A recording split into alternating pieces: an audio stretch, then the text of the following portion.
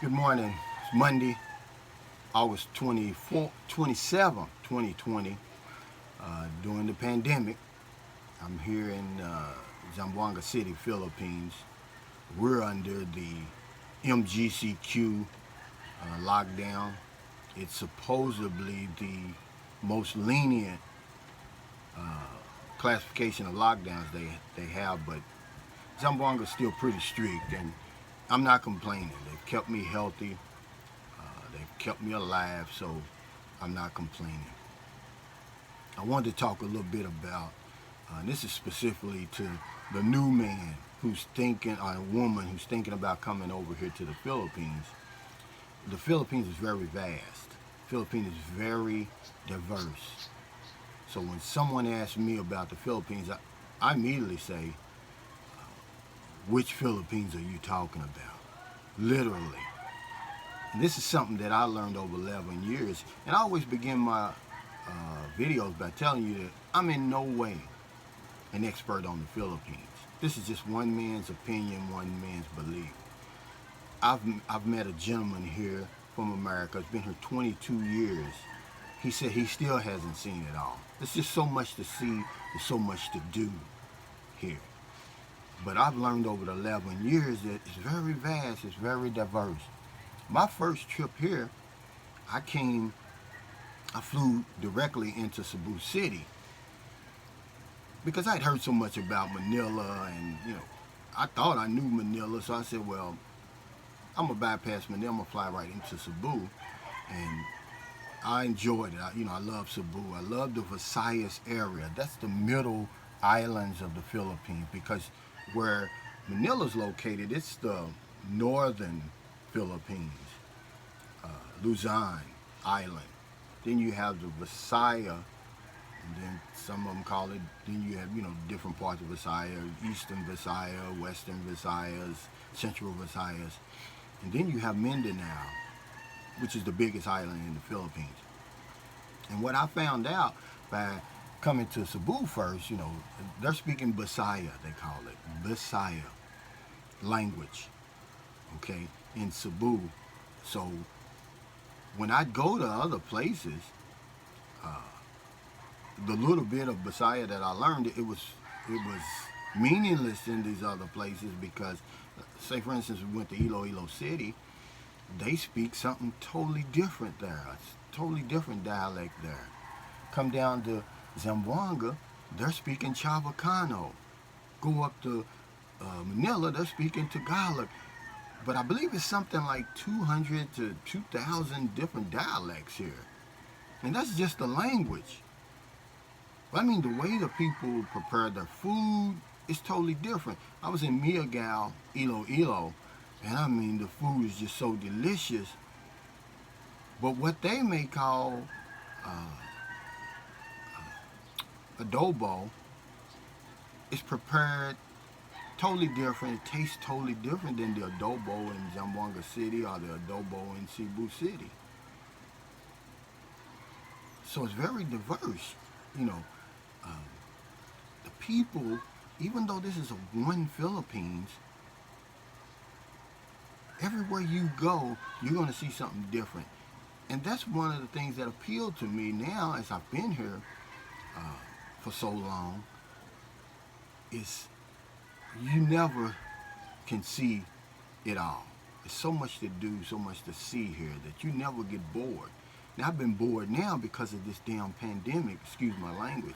I mean, I'm about to go crazy here, because one of the appeals of the Philippines for me is just the traveling around, seeing the different islands, seeing the different beaches, the different places, meeting the different people. So the Philippines is very diverse. It's very vast. The last time I checked, because it changes, 7,641 islands. And some places uh, I haven't been to. I haven't been to the places that are considered south of Zamboanga. Now, people are afraid to even come to Zamboanga, but let me tell you right now that there's no reason to be afraid to come to Zamboanga. This is a peaceful place. These are peaceful people. Muslims, Catholics living side by side. I mean, it doesn't really matter. They're just Filipino people. The people here are just beautiful. They're lovely.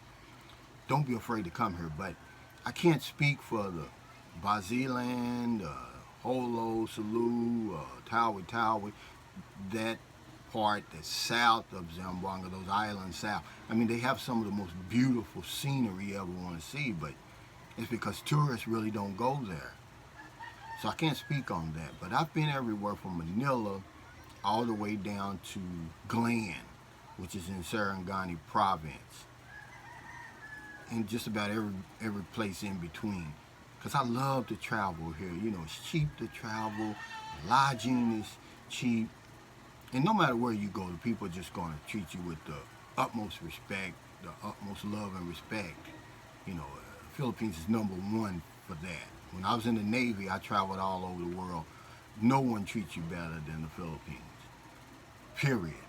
I mean, that's the end of the story. You can talk about Brazil. I've been there. Colombia, you know. I've been to Israel, Italy, France, London, Africa. I've been to all these places, and no one has welcomed me more than the Philippines. But it's vast. It's diverse here. So when you decide to come over, you know, which Philippines am I going to? Am I going to Luzon? Am I going to Visayas?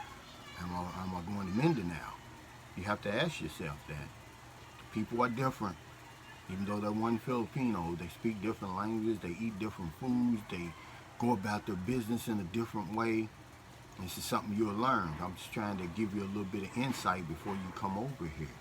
Find out, do a little research, find out where you want to live, because in Mindanao, I found that it's cheaper in Mindanao. It's more affordable. I mean, it's much more affordable to live here in Mindanao. I don't know why.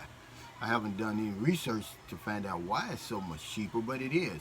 I mean, the housing, the food, everything is cheaper here in Mindanao. Okay, and then as you go up to the Visayas, it gets a little bit more expensive. Then, of course, in Manila, it's the most expensive. But that's all I wanted to tell you. Don't come over here and say, you know, thinking that everybody speaks the same language, everybody's the same. It's very diverse, but that's a good thing. It's very vast. That's a good thing. You won't get bored here. Okay, if you decide to stay, then you have to get you a routine, just like I do. See, I work out. I'm 57, man. I'm in the best shape of my life because I had to establish a routine over here. You know, sometimes I can't be with English-speaking people. You know, you get lonely, so you have to find something that's going to occupy your mind. You know, I work out when I'm able to. Pre-pandemic, you know, I like to go walking, you know, because I've got a place up in Negros Occidental. It's in the Visayas region. It's a little place called San Carlos City, Negros Occidental. Well, there, I mean, they just have beautiful park. They have a beautiful park, some beautiful parks, and I just want beautiful areas where you can go walking, and I do that a lot. I'll go to the mall and maybe have a cup of coffee and just, you know, just walk around. Sometimes I'll get in a tricycle and just pay the guy just to ride me around, just to show me different places. Okay, but Philippines is very diverse. Find out where you want to go first before you come over here. Do a little research about that area. Find out what languages, what foods they like to eat, you know, how the people conduct business before you come over. Okay? I'm going to give you a suggestion. The Visayas or Mindanao. That's only because that's been my experience. Okay? It's very affordable. It's not as compact as you go up north in that Manila area, and you got, you know, anywhere from 12 to 20 million people in that one metro Manila, depending on who you want to talk to. There's no city that's even close to that in the Visayas or Mindanao. You do have Cebu City, I think it's like 4 or 5 million. Okay. But as you come further down south, it's more spread out and it's a lot cheaper. So I just wanted to let you know that which Philippines are you talking about? Because it's different here. Thanks for watching. If you like my videos, subscribe to my channel and give me some support. I'm trying to help people. I'm not going to ask you for your money or anything like that. If you want a one-on-one, I'll do it for you for free. I mean, I know I don't knock a lot of guys.